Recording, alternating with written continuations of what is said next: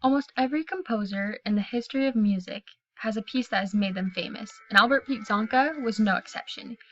He wrote the famous Tarantella in A minor that has caused many young musicians to enjoy and love playing the piano.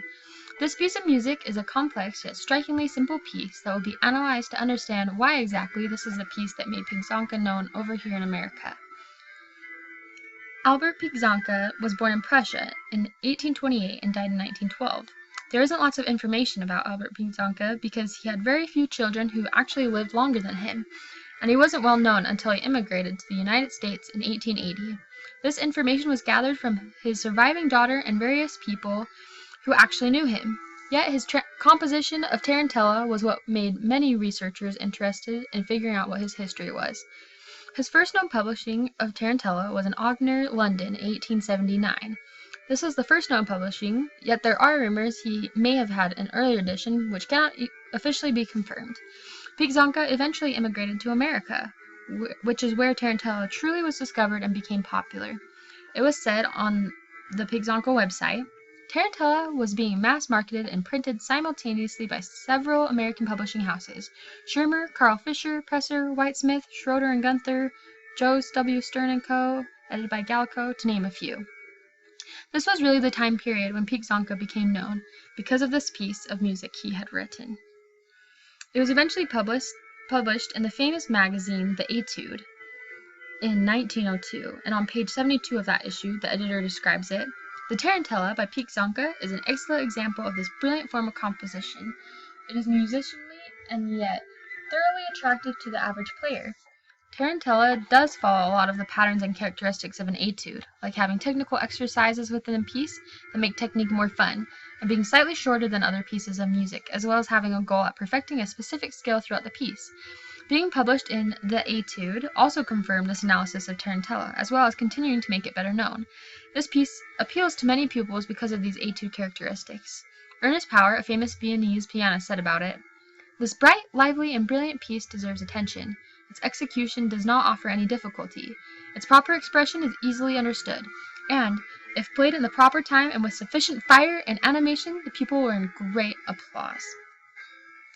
Interestingly enough,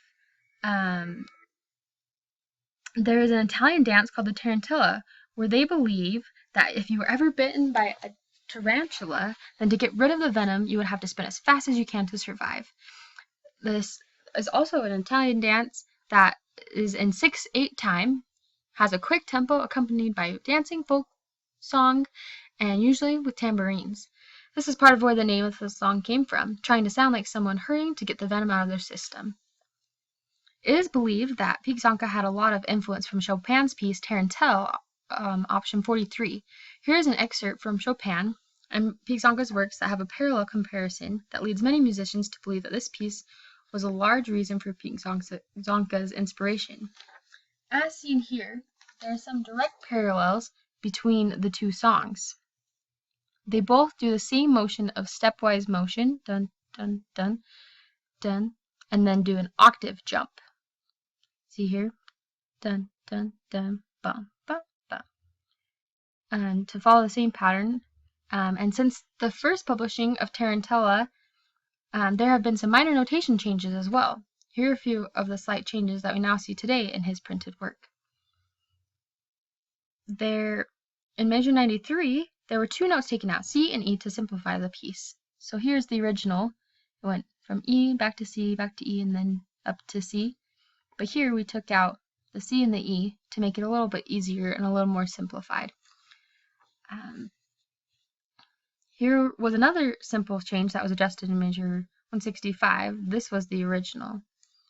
And there's just a small change here that went back to the original theme. So here we have it just stepwise motion up, but here it goes back to the original same form that the rest of the piece uses. These are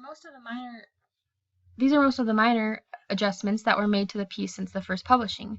Now we will look at more of the analysis of the piece and discover what makes this such an interesting piece to the performer as well as the audience. We can start by talking about the key. The beginning of the piece starts out in A minor, with occasional glimpses of G major moments with the F sharp leading tone popping in. When we get to the B section of the piece, it switches to A major and plays with this in A minor throughout the B section.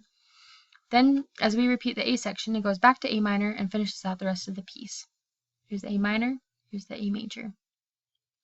Looking at the rhythms and syncopations, most of them are just eighth notes that are played generally in time with some various examples. The following excerpt is a general rhythm that is repeated besides the simple eighth, sixth, eighth notes.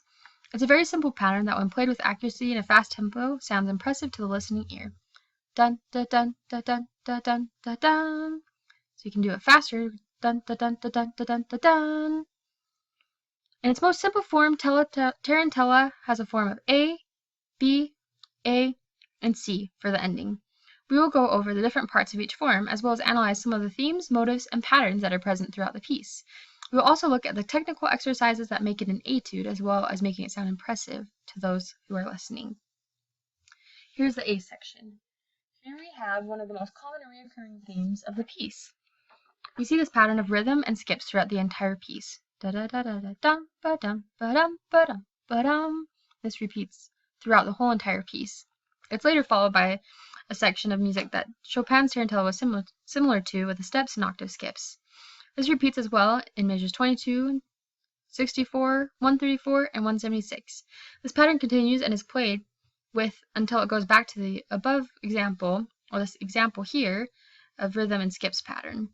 It starts in the left hand with the D minor chord, then an A chord, then E7, then an A chord. There's an A chord in the left hand.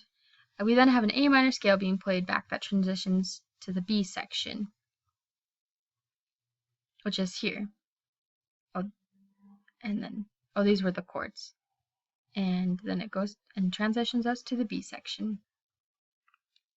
Here's what some of the B section looks like with the same pattern, as well as two pairs of three eighth notes creating their own individual chords.